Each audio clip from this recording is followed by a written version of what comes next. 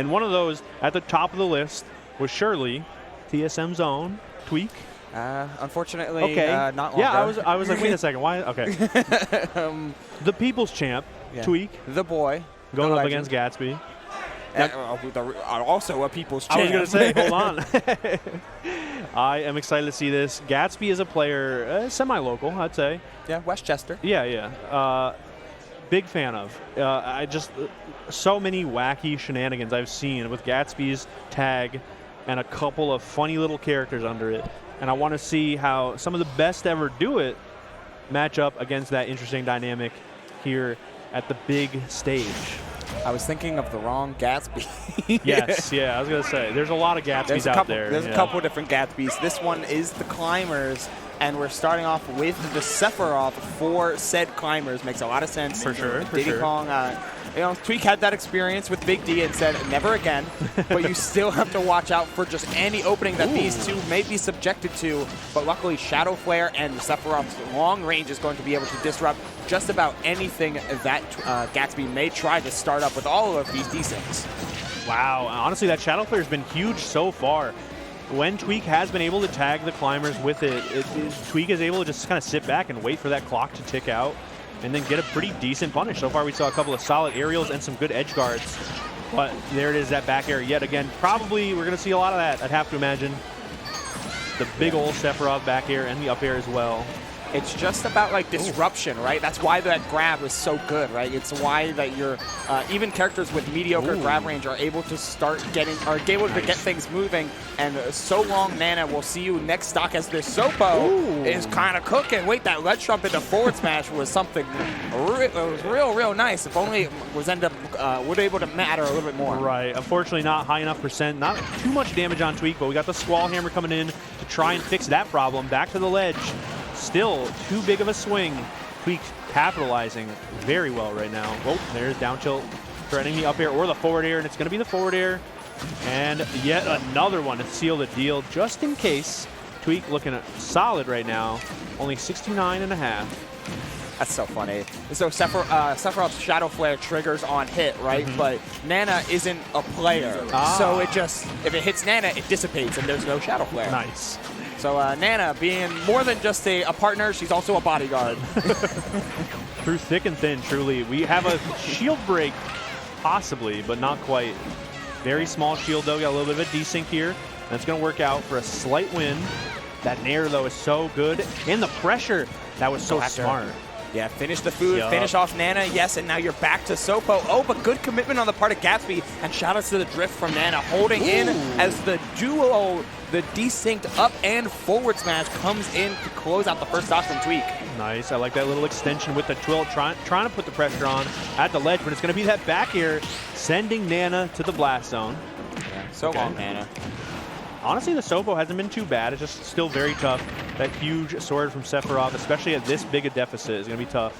Yeah, and you lose all of your X factor, right, once Nana leaves the table. You still have Squall Hammer, and that's a insane button. Wow. But there is very little that you can do about an edge guard like that, and Sephiroth is already amazing at edge guarding, even the best of characters.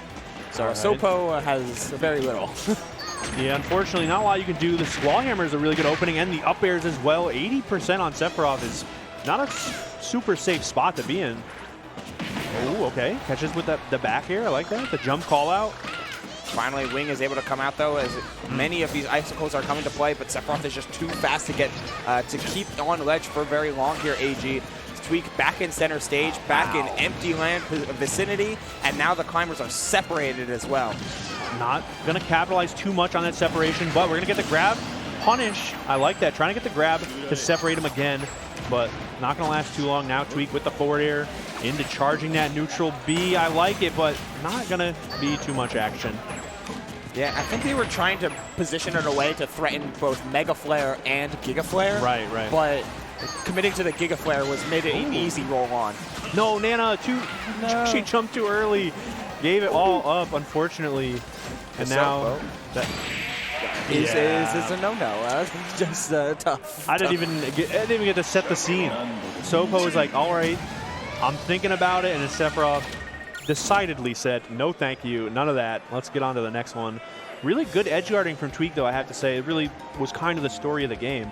As we see in all the replays, it was just these extended sort of ledge pressure scenarios. That empty hop was so sick. And then the biggest, like, fastest drop down fair to settle that, like, astonishing. I'm so surprised that air dodge was able to make it back, and the fact that Gatsby was in a position to, at the very least, get something started. But one of the hardest things I feel like you're able to do, as we can go back to the last stock here, please. Thank you. Like, one of the hardest things to do against Sephiroth is when you're in this position, right? Like, Sephiroth is dashing away from you, and you want to chase him down. You so want to. But committing to this jump, committing to your big opening starter, just leaves you so prone for so many different things. Normally forward tilt, but in that case, Tweek didn't want to pivot around with an ledge trap. He just wanted to blow you up. Exactly. And that definitely is what happened. We're going right into game 2 on small battlefield, and there is that Shadow Flare interaction you mentioned earlier. Some more pressure here on the knockdown situation. And Tweek just holding down center stage. Oh. The sound design on down smash just sends shivers, right? Yeah, they nailed that one for sure. This matchup is interesting, to say the least. Squall Hammer is like one of the 2 things that Ice Climbers can do in the game, and it doesn't seem particularly good against Sephiroth, because like you said, that dash back is so pivotal. Oh, okay. I like that. Big back air.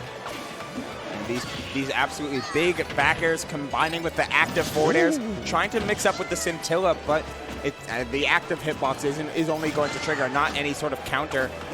Let's see if they're able to find a way to forward out the ledge trap. Tweek's patience, I was going to say paying off as he waits out for the get-up, but committing to the Octo Slash. I like that option a lot. The Sol and the down special as well. The up tilt going to send Nana and Popo flying, but it's going to be Nana going down first. And Popo right behind her. Good stuff from Tweek. All of that pressure working out.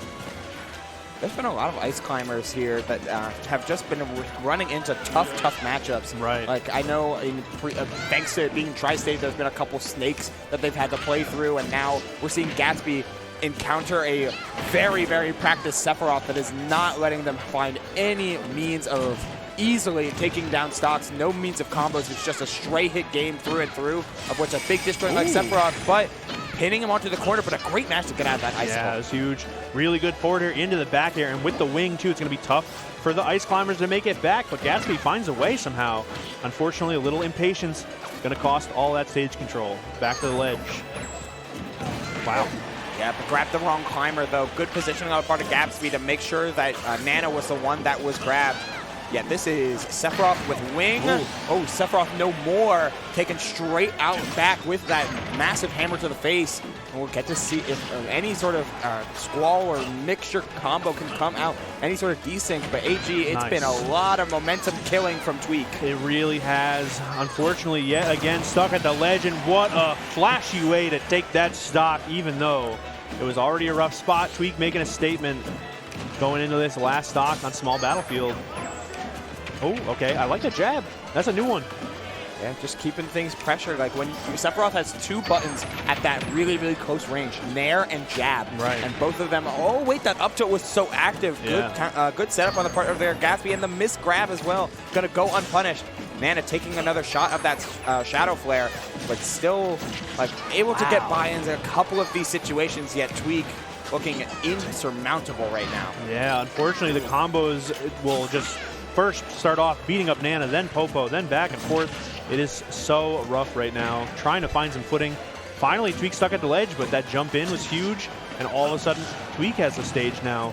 Back air going to take Nana's stock, and now Popo not long for this world either. The footstool, and still making it back. Tweek with a solid game 2. And maybe some plans that are, I think Tweek might have something coming up. He might have to get going. Yeah, I mean, Charles was here, Jack was here. They're trying to go out to dinner. Like, oh, but, got to get through your pool. It's tough, though. Like, when it's such a Tweek kind of character that Sephiroth is, despite the infinite, like, oh, Sephiroth is kind of mediocre. He's not the top tier we thought he was. And, like, yes, he's not top 10. But also, Sephiroth does an amazing job at disrupting players from executing their easy game plan.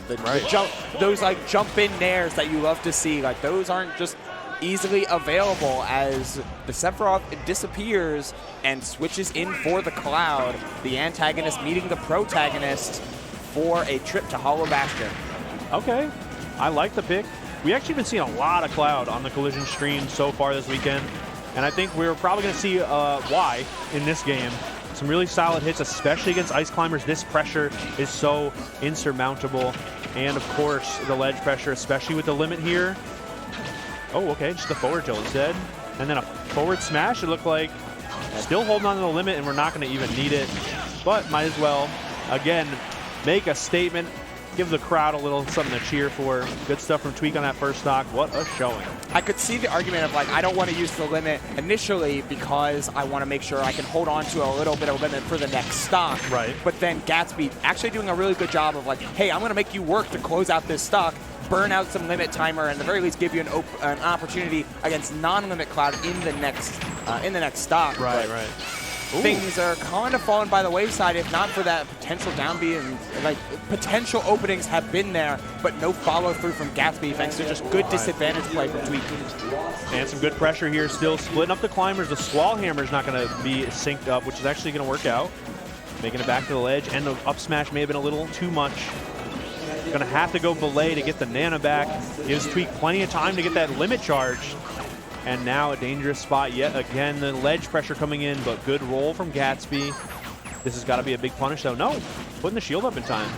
I'm really glad that Tweek actually consistently uses the reverse hit of Nair, that starting hitbox, when facing backwards, because it's so easy to fear back air, but Nair coming out that much quicker, intercepting a lot more jump-ins at the higher angle. Like, just such a good job of utilizing your massive sword in, at very least, slightly different ways. Speaking of massive sword, though, that dash attack, a great pickup. Gatsby has usually been safe approaching the ledge from that angle, but that was the Sephiroth. The Cloud is a different story, as we're seeing here, too. All those Squall Hammers aren't getting punished with a stray Nair or whatnot. They're getting punished with a big, meaty climb hazard and plenty of other offensive options. But finally, some room to breathe. Gatsby, solid pickup on that stock. Hopefully holding on to Nana for a little bit longer. Okay. All right, and finally a Squall Hammer from ledge there, trying to be as safe as possible, but hey, getting an opportunity there. There's, oh, hello, double up air into that for massive damage. Finally an opportunity for Gatsby to get something going, but Nana was out of range. Nana had other plans. Where'd she go? Where in the world was Carmen Sandiego? Pobo has no idea. Unfortunately, the belay falling short, and that is going to be Tweek with a wonderful 3-0 over Gatsby. But Gatsby definitely, you know, some good pointers to take away. But yeah, Nana. Now that you get to see it, like, yeah, it looks like Popo earlier performed like such a quick fastball to get down here. Right.